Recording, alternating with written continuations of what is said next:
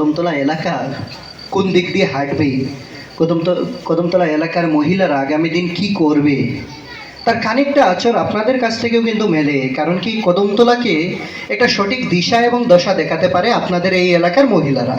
এটা আমি বিশ্বাস রাখি, এটা আমি গর্ব করে বলতে পারি। এই এলাকার মহিলারা অনেক দূর এগিয়ে আমার কুটা কদমতলা থেকে। তো সেই এলাকাতে আপনারা এরকম আয়োজন করেছেন, যা গোটা কদমতলা বিধানসভার মধ্যে একমাত্র আয়োজন। তাকে প্রশংসার দাবি রাখে, মন খারাপ করার কিছু নেই। আপনাদের এই অনুষ্ঠান খুব সুন্দর হবে।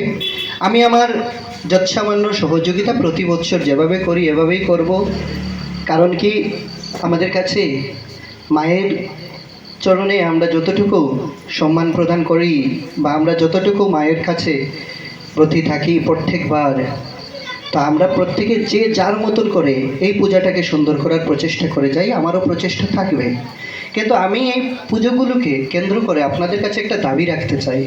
যেহেতু এই এলাকার মানুষ আপনারা, আপনাদের কাছে আমার দাবি থাকবে, আপনারা বর্তমান যে দেশের পরিস্থিতি, সেই পরিস্থিতির নিরিখে দাঁড়িয়ে আপনাদের প্রত্যেককে অনুরোধ করব, পূজাগুলোর যেন একটা অর্থ থাকে।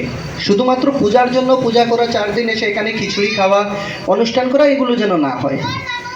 আমি যখন আসি যে গানগুলো বাজছিল আমি প্রতিবাদ জানিয়েছি, আপনাদেরকেও বলবো, সনাতনকে চিনুন, সনাতনকে জানুন। এখানে যেরকম মাইক বাজানো হয়, আমার ভীষণ ভালো লাগে যে আপনারা শ্রীকৃষ্ণ কীর্তন, আমাদের যে এই যে বাসন্তী পূজা, আপনারা প্রত্যেকে জানেন এই বাসন্তী পূজা বাংলার ঐতিহ্য। বাংলার ঐতিহ্য নয়, সংস্কৃতি কৃষ্টির এক দ্বারক বাহক এই পূজা। এবং এই পূজাটা মা দুর্গার যখন আমরা পূজা করি, এই বাসন্তী পূজাটা কিন্তু শক্তির নয়, সাহসিকতার প্রতীক, ধৈর্যের প্রতীক এই বাসন্তী পূজাটা। তো আপনারা যেভাবে পূজাটা করছেন, আমার সবার কাছে অনুরোধ থাকবে, হয়তো কথাগুলোকে গুছিয়ে ঠিকভাবে বলতে পারছি না, কিন্তু অনুরোধ থাকবে, বর্তমান পরিস্থিতির উপর দাঁড়িয়ে, আপনাদের বর্তমান প্রেক্ষাপটের উপর দাঁড়িয়ে, সাম্প্রতিক বিষয়গুলো বিবেচনা করে সকল হিন্দু সনাতনীরা যেন জাত পাত দল মত বর্ণ এবং গোত্র নির্বিশেষে এক থাকার প্রচেষ্টা নেই। আমরা যেন এই পূজাগুলি পূজার জন্য করি না, আনুষ্ঠানিকতার বাহর যেন না থাকে। কেন আমরা অনুষ্ঠানটা করতে যাচ্ছি, এর মূলটা কি, দুর্গা কে, বাসন্তী কে, এগুলো চিনি জানি এবং সনাতনকে চিনি জানি।